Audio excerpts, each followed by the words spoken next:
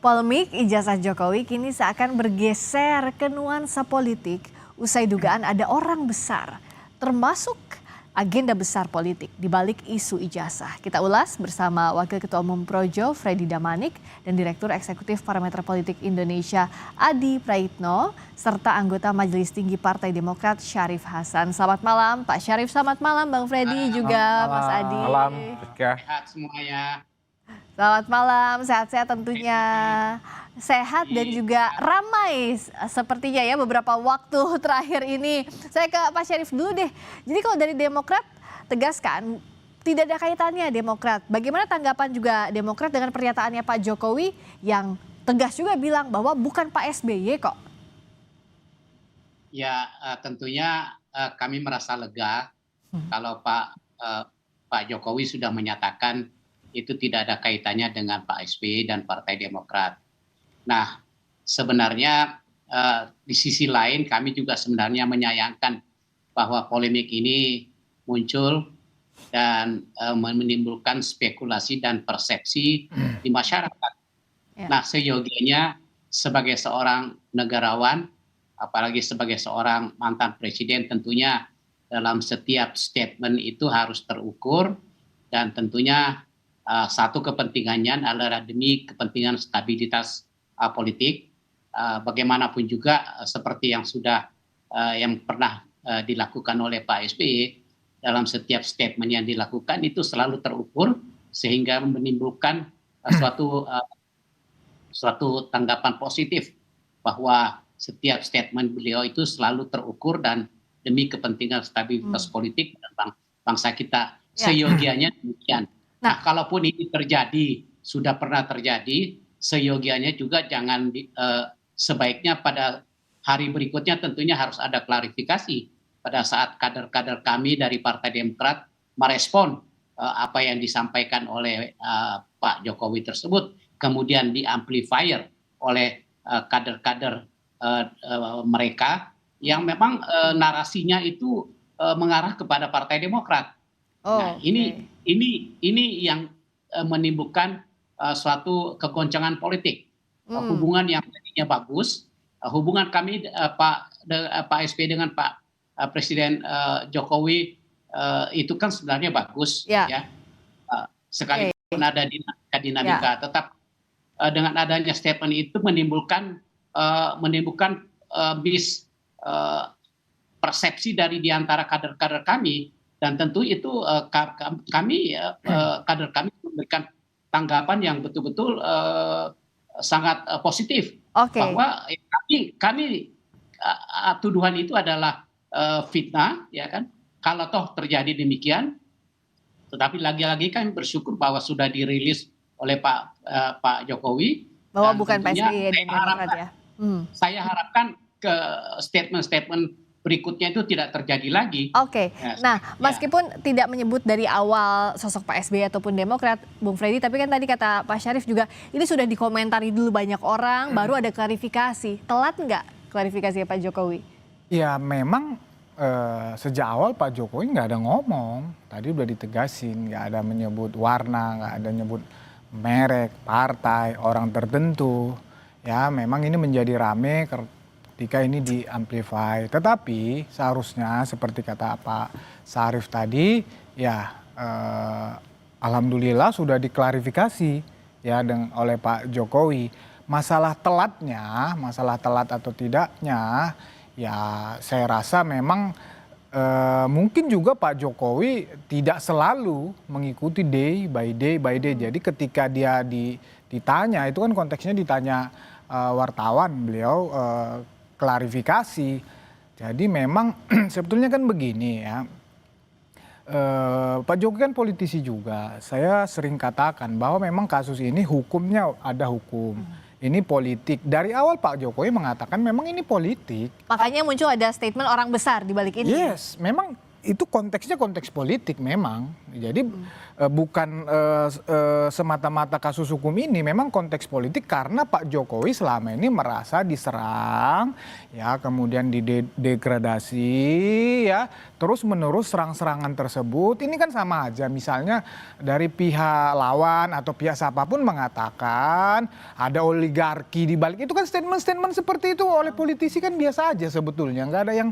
Partai-partai juga sering melakukan begitu. Wah, kami diserang, kami itu biasa. Oke, Statement kalau ini dianggap oleh Bung Freddy ini adalah statement biasa, yang jadi masalah apa kalau Mas Adi lihat? Soalnya kayaknya Demokrat walaupun sudah lega, tapi masih menyimpan kecewa. Kenapa harus ada statement seperti ini?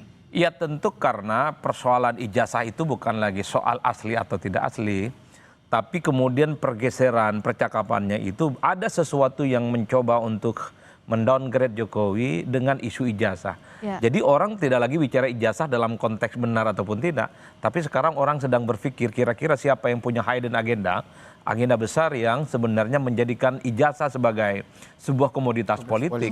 Itulah yang kemudian menjadi percakapan hari ini. Nah, tinggal nanti pihak-pihak yang selama ini terus ingin menjadikan ijazah ini soal asli ataupun palsu, itu bisa rebound nggak isunya? Karena per hari ini yang diperbincangkan oleh publik, ini siapa sebenarnya orangnya? Orang besarnya itu siapa? Siapa yang sebenarnya orang besarnya, nyebut warna dan seterusnya. Kan itulah yang kemudian menjadi konsumsi publik per hari ini yang tidak berkesudahan. Nah, saya menangkap ini semacam ada propaganda politik memang. Satu sisi ada terus narasi-narasi yang mengatakan ijazah ya ijazah, ini soal asli dan tidak asli. Tapi pada saat yang bersamaan muncul coupling baru bahwa ijazah ini tidak murni soal ijazah.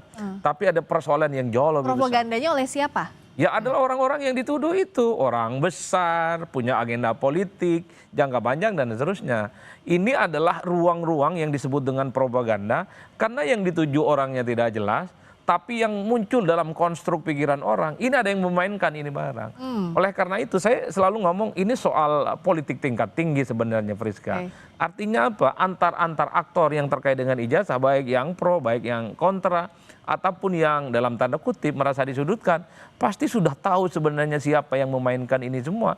Isunya panjang ini loh. Ini isunya lebih panjang dari masa kampanye Pilpres dan Pileg yang cuma 75 hari. Ini udah hampir setahun loh. Seakan-akan dunia berhenti dan selesai. Dan selalu ada episode baru setiap dan selalu ada, ini macam melodrama yang selalu panjang. Ijazah sudah lewat isunya, sekarang menjadi aktor dan orang besar. Entah besok-besok nggak tahu saya. Kemana lagi akan membawa? Apalagi dikaitkan dengan warna tertentu. Kalau di kampung saya kan biru ada dua, biru langit dan biru daun. Kalau biru langit itu adalah biru yang identik dengan warna sejumlah partai tertentu. Kalau biru daun ya seperti partai-partai yang logonya hijau. Hijau aja dibilangnya biru daun ya. Itu biru daun. Tergantung, itulah yang saya sebut. Politik itu kan soal persepsi.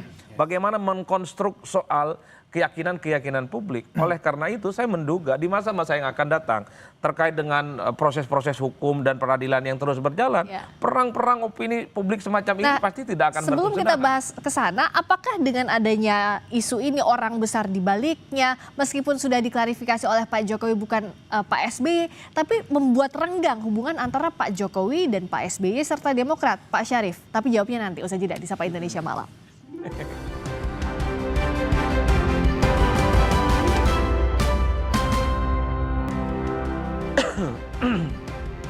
Kita masih membahas soal dugaan ada orang besar termasuk agenda besar politik di balik isu ijazah. Masih bersama dengan Waketum Projo, Freddy Damanik, Direktur Eksekutif Parameter Politik Indonesia Adi Praitno, serta anggota Majelis Tinggi Partai Demokrat Syarif Hasan.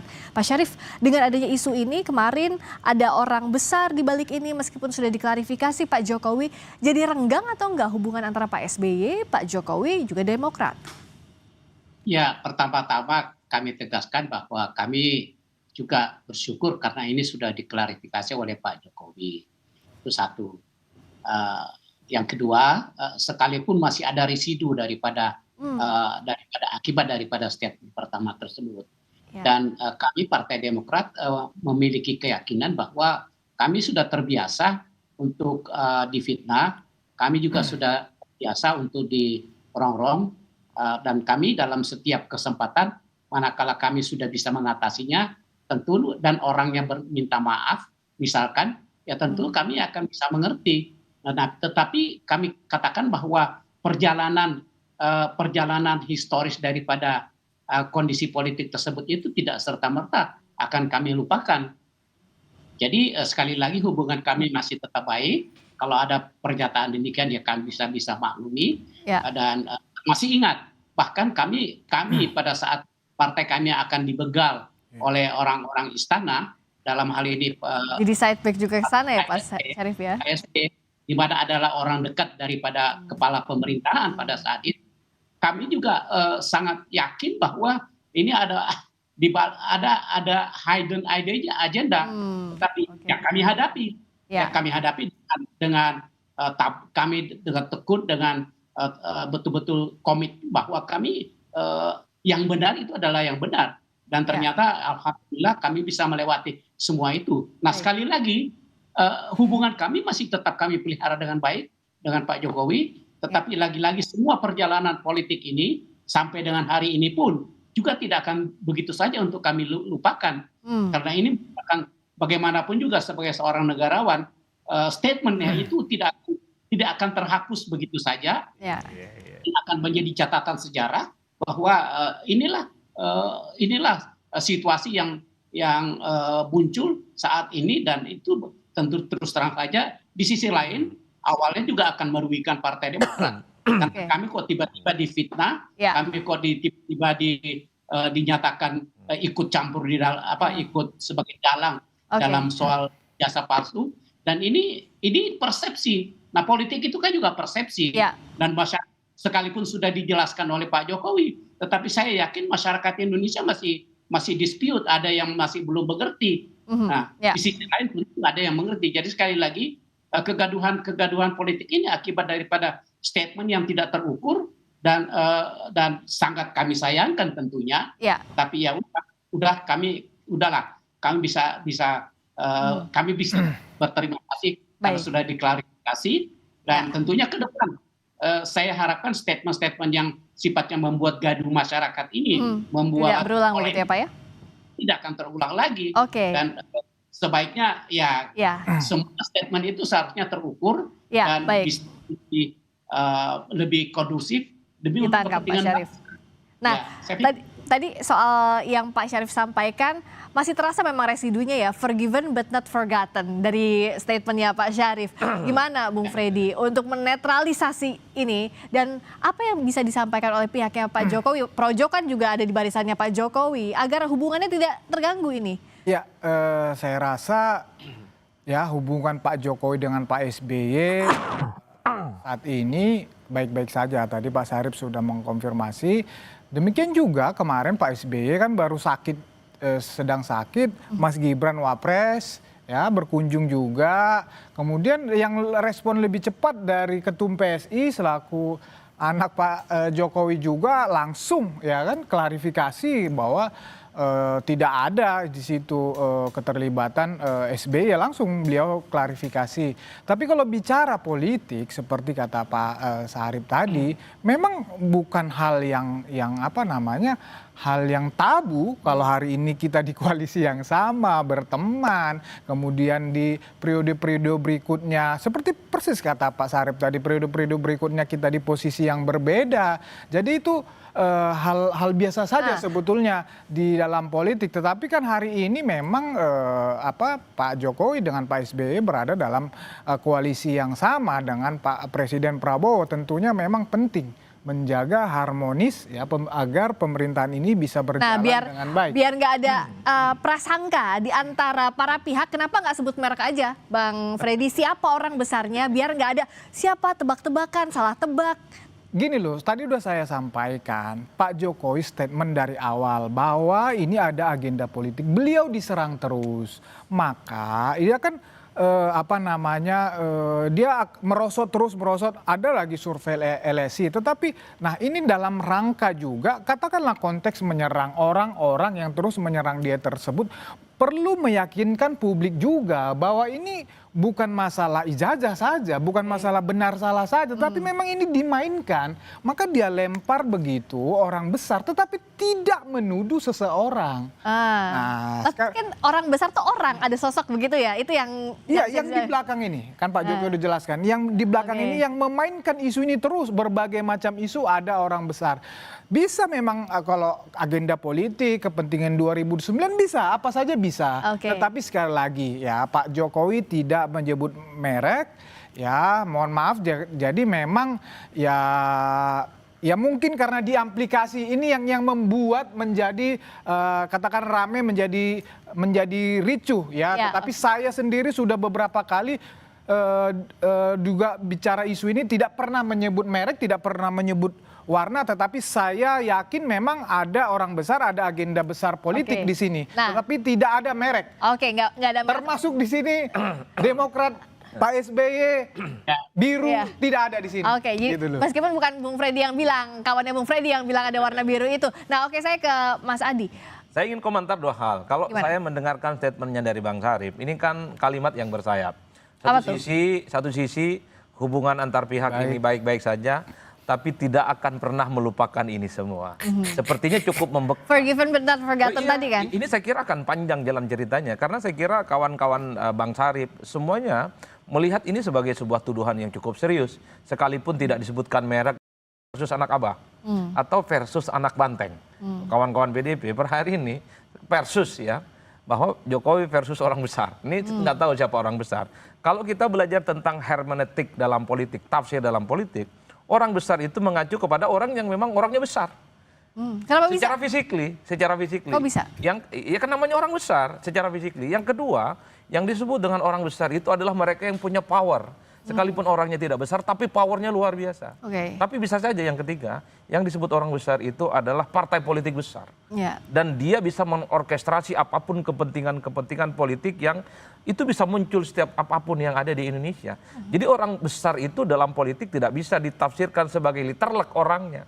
Tapi lihat apakah dia kekuatan punya power, di balik itu. apakah dia punya kekuatan, apakah dia punya kekuasaan untuk mengorkestrasi itu semua. Nggak bisa dijawab siapa berarti? Nah itu yang sulit, karena orang seperti Pak Jokowi tentu setiap statement-statementnya itu tidak mungkin didasarkan atas sesuatu yang sifatnya tidak terukur. Nah kalau terukur ini jadi melodrama, bisa jadi juga ini terukur dalam arti mungkin Pak Jokowi sudah dirancang juga atau sudah dikelola. Misalnya apakah iya Pak Jokowi juga mengelola isu ini agar terus diamplifikasi, terus muncul isunya? Kalau dikelola kurang tahu persis, tapi secara umum ini ada semacam perubahan pertarungan secara politik. Kenapa bisa? Bahwa ijazah ini hanya sebatas komoditas untuk membangun persepsi. Ini pertarungan politik antar aktor, antar kepentingan, dan dikait-kaitkan dengan politik jangka panjang. Salah satunya di 2009.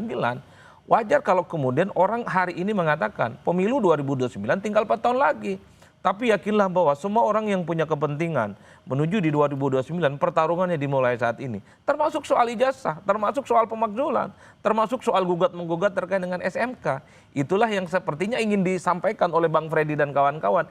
Jadi ijazah ini komoditas loh. Dan itulah yang kemudian ingin disampaikan.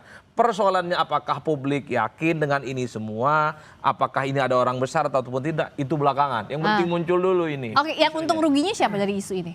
Siapa yang untung, siapa yang rugi dari isu ini? Nggak ada yang untung lah, rakyat nggak ngerti ya soal kayak gini.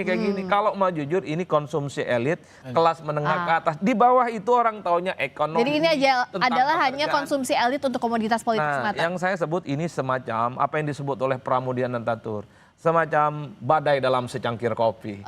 Jadi orang ini cuma kelompok-kelompok. Kalau kita mau lihat medsos, ini di Eko, sebagian di IG dan TikTok. Selebihnya nggak ada. Pengkonsumsi medsos semacam ini, kelas menengah, pendidikannya rata-rata S1, kemudian mereka yang punya rata-rata pekerjaan tetap, tapi kelas menengah ke bawah yang struggle dalam hidupnya, yang mereka pikirkan adalah mereka survive, dapat pekerjaan dan seterusnya dan seterusnya. Saya minta singkat-singkat saja ke Pak Syarif juga ke Bang Freddy. Ke Pak Syarif, bagaimana agar badai dalam secangkir kopi ini tidak menjadi badai yang lebih besar lagi, Pak Syarif? Iya, kalau kita berbicara tentang ke depan, ya mari kita himbau agar ya mohon maaf dengan segala rendah hati, marilah kita meniru cara berpolitik yang santun dan cara politik yang terukur dengan satu catatan untuk kepentingan bangsa dan negara. Pak SBY dalam setiap statement politiknya tidak pernah menimbulkan suatu diskursus di masyarakat, selalu mengutamakan kepentingan bangsa, selalu berbicara tentang bagaimana keutuhan bangsa. Nah, ini yang harus kita kedepankan. Nah, ke depan yang kedua yang saya inginkan juga agar statement tentang orang besar ini sebaiknya kalau memang betul-betul murni hanya merupakan wacana saja atau asumsi saja, ya tolong dijelaskan saja, tolong diterangkan saja. Nah, yang ketiga adalah singkat saja Pak. Ya, kalau ada persoalan sebenarnya selesaikanlah persoalan itu dengan baik, bukan dengan menggantungkan persoalan itu sehingga masyarakat pun itu seakan-akan terbuai dengan isu-isu yang sebenarnya tidak perlu dan gampang untuk diselesaikan. Saya pikir itu demikian mari kita bangun semangat kebersamaan demi untuk kepentingan bangsa dan negara. Nah, itu dari catatan Pak Syarif tadi, Bung Freddy, singkat saja apa yang bisa dilakukan agar tidak jadi beliung nih yang ada di cangkir kopi tidak jadi beliung badainya? Ya, saya rasa begitu tadi kita sampai di studio ini ya udah mendengar klarifikasi Pak Jokowi ya bahwa tidak tidak ada sangkut pautnya dengan Pak SBY. Ya, Pak SBY sebagai negarawan saya rasa ini harusnya sudah selesai. Ya, sudah selesai, tidak perlu diperpanjang.